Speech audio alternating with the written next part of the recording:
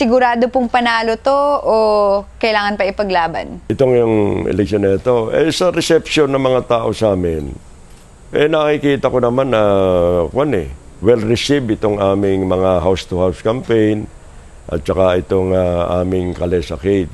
Naglalabasan yung mga tao at sinasalubong kami. Tuwan-tuwa sila na nakikita ko. At saka mga tao, nagpapalakpakan at shouting my name. Palagay ko, mananalo ko .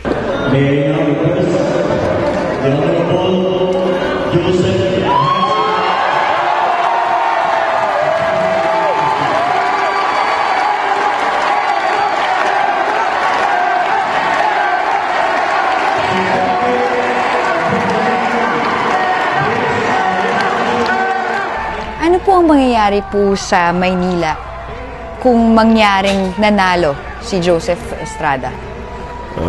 We'll be the laughing stock of the whole world. What will Manila become?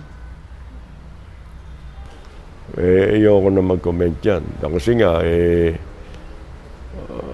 I think his conviction for plunder speaks for itself.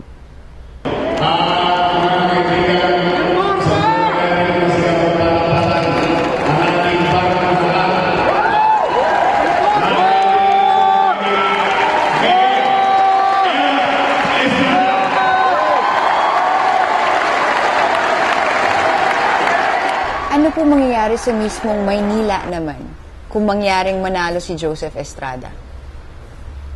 It will be a sad day for Manilans. Mayor, kayo po ba mag-initiate na mag-aabot ng kamay kay Mayor Lim? Huwag na natin pag-usapan yung very petty yun Pag-usapan natin yung problema ng ating lungsod. At that's personal na yun Pwede naman magkamaya kami Mayor naman.